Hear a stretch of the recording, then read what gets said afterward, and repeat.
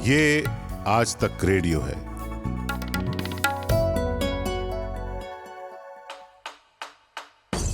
नायक और खलनायक, विद्वान और महारथी, कला के ऐसे सितारे जो अब भी आसमान में चमकते हैं, और ऐसी हस्तियां जो इतिहास में अमर है।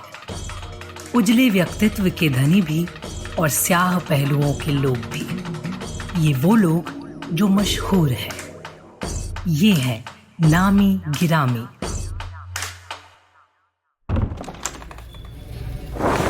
एक बड़ी सी कुर्सी पर कद में उससे बड़ा आदमी बैठा है।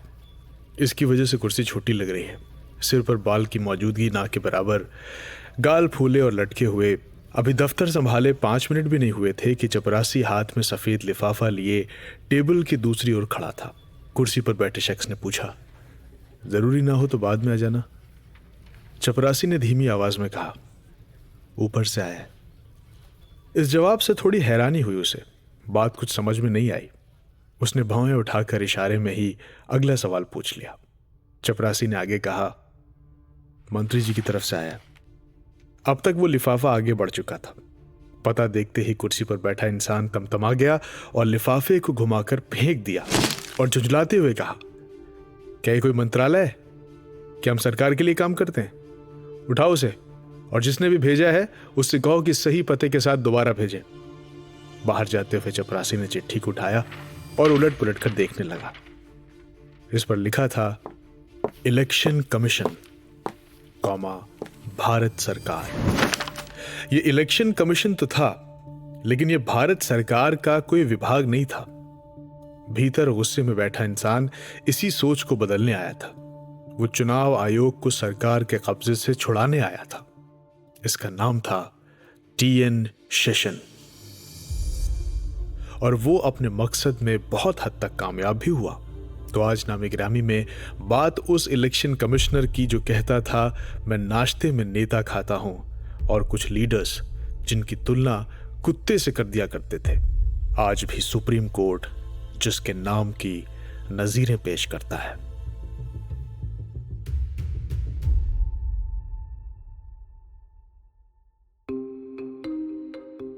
Tirunellai Narayana Iyer Seshan, in short TN Seshan, 12 दिसंबर 1990 को भारत के 10वें चुनाव आयुक्त बने थे।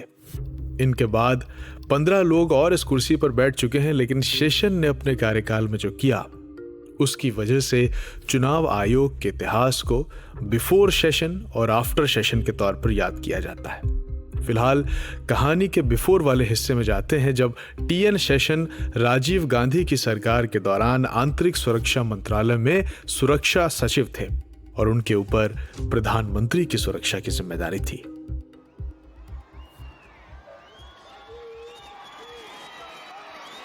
एक बार 15 अगस्त को राजीव गांधी बहुत से लोगों के साथ विजय चौक से इंडिया गेट तक दौड़ने वाले थे। उन्होंने ट्रैक सूट पहन रखा था। थोड़ी दूर पर टीएन शेषन बंद गले के सूट और पतलून में सारा इंतजाम देख रहे थे। राजीव ने उन्हें देखकर हंसते हुए कहा, आप वहाँ सूट बूट पहनकर क्या खड़े हैं? अरे आइए हमारे साथ दौड़िए, आपका जरा मोटापा कम हो जाएगा।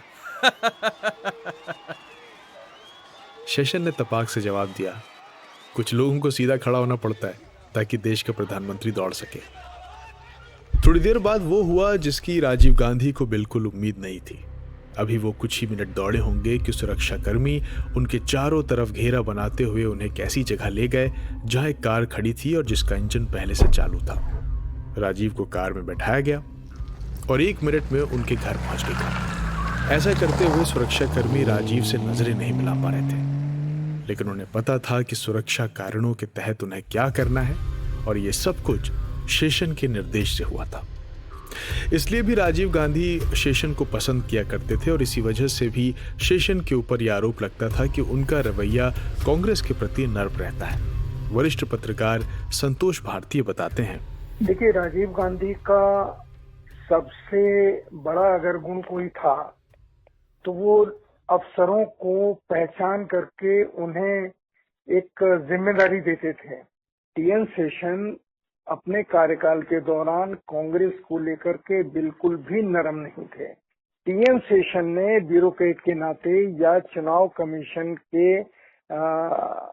सदस्य के नाते या चुनाव कमीशन का सर्वे सर्वा होने के नाते उन्होंने इलेक्शन कमीशन को इस देश में पहली बार साख दिलाई, जो साख इसके पहले शायद नहीं थी, रही होगी, लेकिन जहां तक मुझे याद है टीएन शेषन ऐसे व्यक्ति थे जिन्होंने देश के हर वोटर के मन में विश्वास भरा कि हम जो वोट देंगे वो सही जगह पहुंचेगा।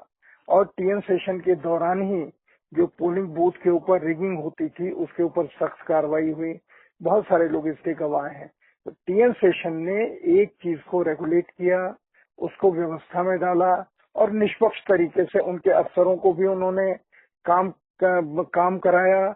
जिला अधिकारी उनके डर की वजह से कांपते थे कि अगर सेशन साहब को पता चल गया तो उनके ऊपर कार्रवाई होगी, उनका ट्रांसफर होगा, उनके कैरेक्टर बुक में कुछ लिखा जाएगा।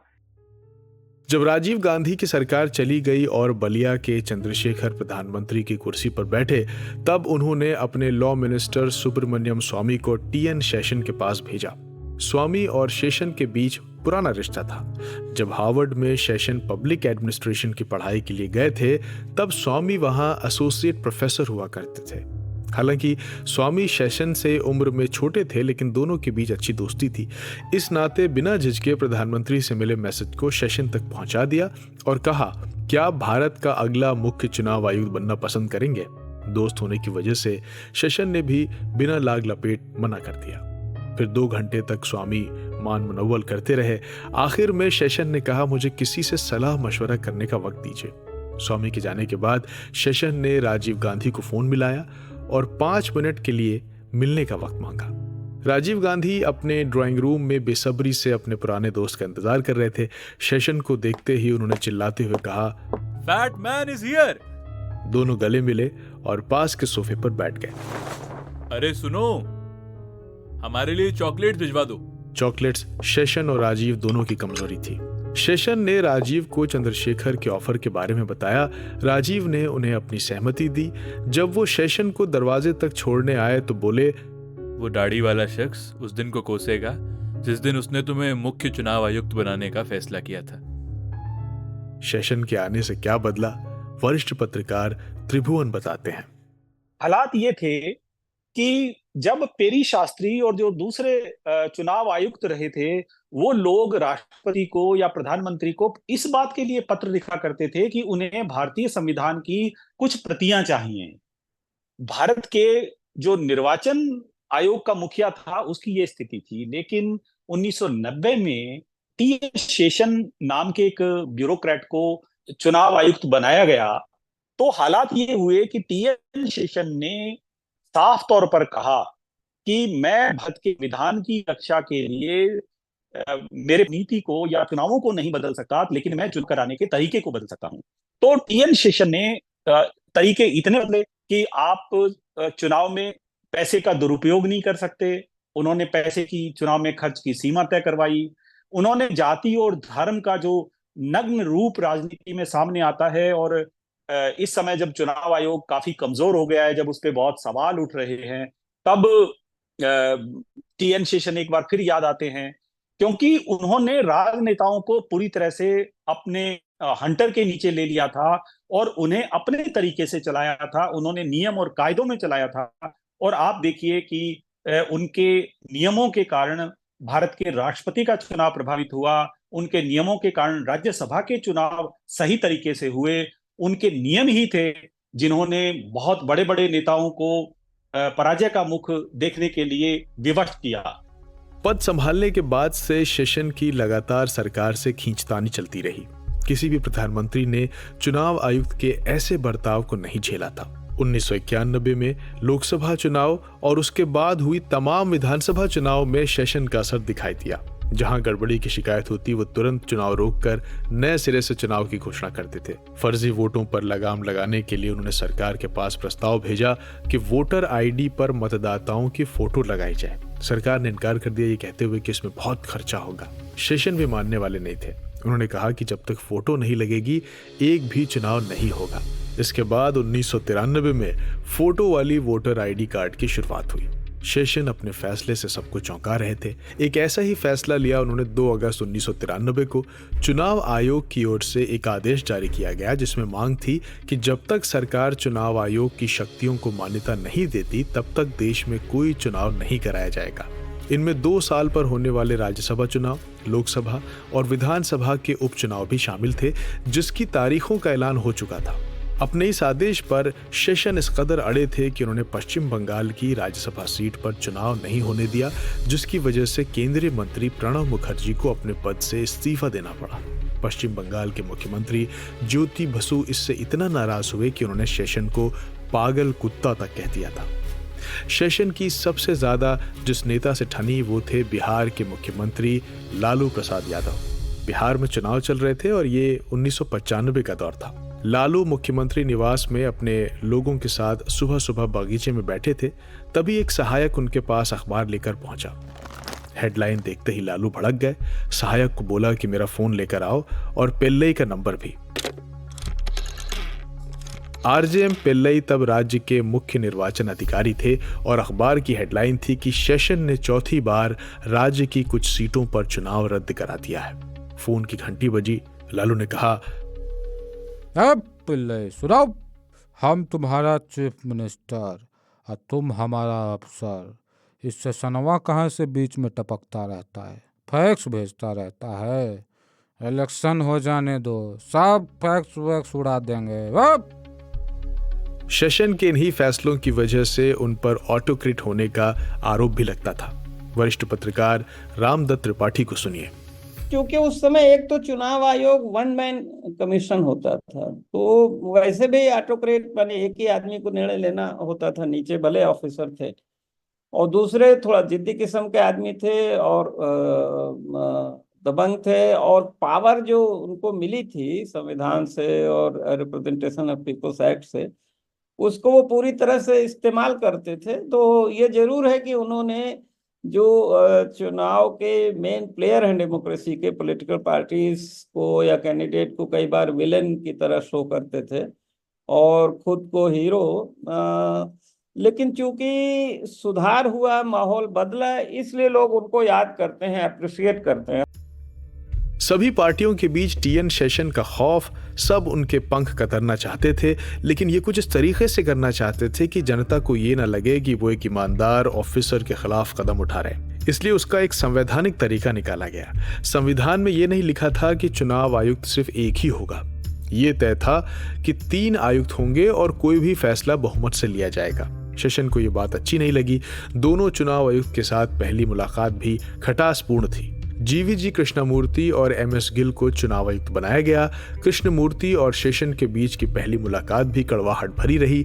शेषन ने कृष्णमूर्ति को अपने ऑफिस में बुलाया। कृष्णमूर्ति ने कहा कि यहां आपने मुझे बेइज्जत करने के लिए बुलाया है। ये कुर्सी आपकी चपरासी के लिए है।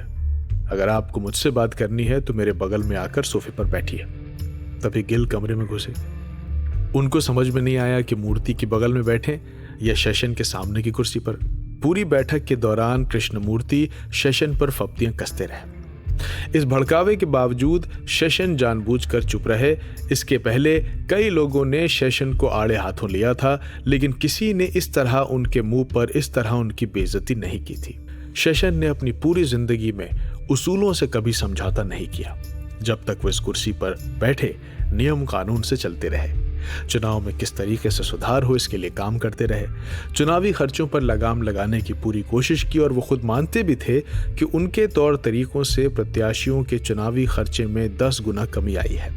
जनता को कैसे उम्मीदवार को अपना प्रतिनिधि बनाना चाहिए, इसके लिए उन्होंने एक मशहूर फॉर्मूला दिया था। उनका कहना था कि जनता को अपना वोट उतना ही सोच समझ कर देना चाहिए जितना सोच समझकर कोई अपनी बेटी या बहन का हाथ किसी के हाथ में देता है। मुख्य चुनाव आयुक्त की कुर्सी छोड़ने के बाद शेषन ने राष्ट्रपति का चुनाव भी लड़ा और 99 में आम चुनावों में भी अपनी किस्मत आजमाई। दोनों में उन्हें अपेक्षित सफलता नहीं मिली। सामाजिक जीवन से अलग होने के बाद वो एकांत में चले गए और इस दौरान संतोष भारती ने उनसे एक मुलाकात की। उस मुलाकात के बारे में संतोष बताते हैं। मेरे ऊपर 2 ही छाप हैं। एक तो उन्होंने इलेक्शन कमीशन को देश में एक शक्तिशाली संस्था के रूप में स्थापित किया। मैंने उनको जो भी प्रस्ताव दिए आर्थिक मदद की, वो उन्होंने मना कर दी। वो मैंने नहीं दिए, हमारे मित्र कमल मराका ने कहा था कि उनको ये प्रस्ताव दो और बिना उनकी जाने हम उनकी ये व्यवस्था करेंगे, लेकिन वो स्वीकार तो होना चाहिए। तो उन्होंने साफ मना कर दिया, नहीं, मैं जो मुझे मिलता है मैं उसमें खुश हूँ। तो ये आदमी आज तो पद पे रहते हुए खबरें आती हैं कि लोग पैसे ले रहे हैं, और वो आदमी जो इतने बड़े पद पे था उसके पास एक गाड़ी थी वहां पे खाली घर में। जब मैं गया हूँ 4 गाड़ियां नहीं थी। आज पे जो आज काम करते हैं उनके यहाँ 10-10 गाड़ियां होती हैं। अपने आखिरी दिनों में शेषन एक ओल्ड एज होम में रहे। उनके बच्चे थे नहीं, जायदाद के नाम पर किताबों का एक बड़ा संग्रह था। डिमेंशिया के चलते वो उन्हें पढ़ भी नहीं पा रहे थे। जितने पैसे कमाए ज्यादातर चैरिटी में दे दिए। 10 नवंबर 2019 को चेन्नई के अपने घर में उनकी मृत्यु हुई। 86 साल की उम्र में जब वो उस दुनिया को छोड़कर गए तो अपने पीछे इतनी मिसालें छोड़कर गए जिसे याद करते हुए सुप्रीम कोर्ट ने भी कहा कि टीएन शेषन जैसा कोई कभी कभार ही आता है। ये था हमारा आज का नामी गिरामी। आपको कैसा लगा हमें जरूर बताइएगा। हमारा पता है radio@aajtak.com। इस एपिसोड को लिखा है कुंदन ने, साउंड डिजाइन है नितिन रावत का। मेरा नाम है जमशेद कमर सिद्दीकी। सुनते रहिए आज तक रेडियो।